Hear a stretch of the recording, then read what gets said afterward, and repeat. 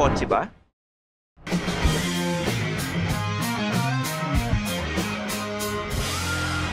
Feel kotse na. Deeply rooted sa ating mga Pinoy ang mga vans, yung sasakyan, hindi yung sapatos. Bago pa kasi dumating ang mga AUV at MPV, vans ang tinaguriang family car kapag hindi na kayo kasya sa mga sedan. Lalo pa, mahilig tayong tumira, hindi tumira. With our extended family members or mag-outing kasama sila, talagang kakailanganin ng mas malaking sasakyan. Kaya naman, hindi nakakapagtaka na nung nagkapera ang ilang sa mga artista natin dito sa Pilipinas, ito rin ang napusuan nilang kunin.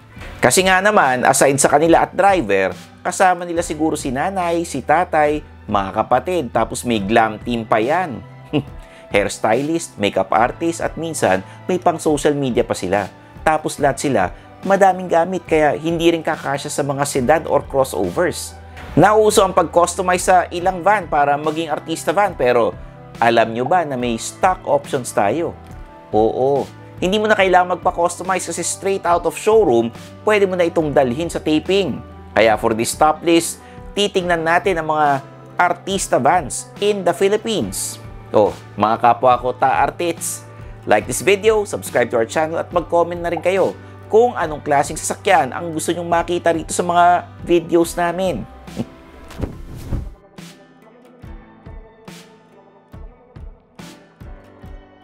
Unahin na natin sa listahan na ito ang rason kung bakit may ganitong top list. The Hyundai Staria.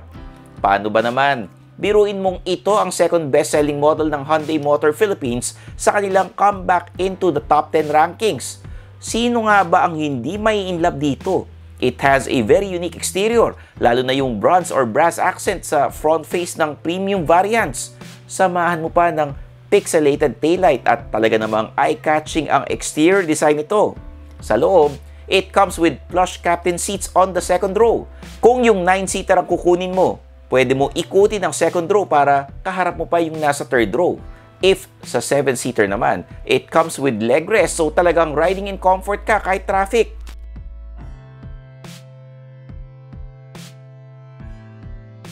Next is the Kia Carnival. I know, hindi ito van pero may powered sliding doors. So technically, minivan pa rin. Anyway, kung gusto nyo ng mas nimble na sasakyan pero still has the comfort amenities, the Kia Carnival is for you. Meron itong variant with captain seats on the second row, sinamaan pa ng shade sa window para hindi ka na mainitan at di ka ma-pressure magbigay ng autograph sa fans mo. It also comes with a 3-zone climate control para kung nilalamig ka pa rin sa likod, pwede mo pang babaan ang temperature mo. Hindi maninigas ang driver at front passenger.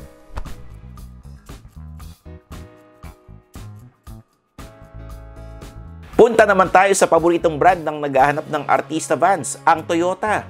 Dalawang pagpipilian mo sa kanila. Una, ang Hi-Ace Super Grandia na high-end people mover nila. Meron itong captain seats with butterfly headrest, exquisite wooden veneers at syempre, low-key but classy aesthetic sa exterior. Ngayon, kung may datong ka, mag-Alphard ka na. Napakaganda talaga dito inside and out. Sa labas, hindi mo akalain na may sliding doors dahil naitago na nila ang railing sa side profile nito.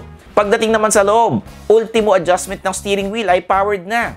Syempre, powered din ang captain seats and meron pa itong 15-speaker JBL sound system.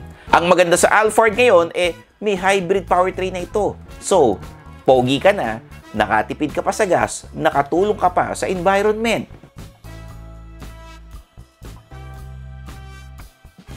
Kung gusto mo naman medyo uniqueness, not just in styling but overall feel, dito tayo sa last two na pwede mong bilhin.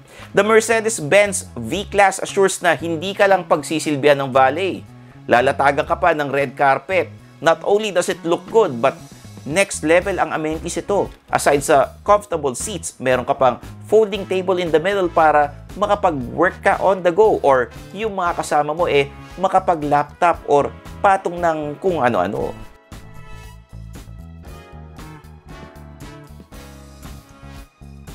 Last is the luxury arm of Toyota, ang Lexus with the Lexus LM. This is also a hybrid van just like the Alphard pero next level ang refinements nito.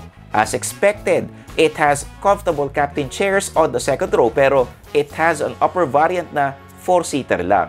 Pwede ka talagang mag-stretch para makapag-relax ka during transport.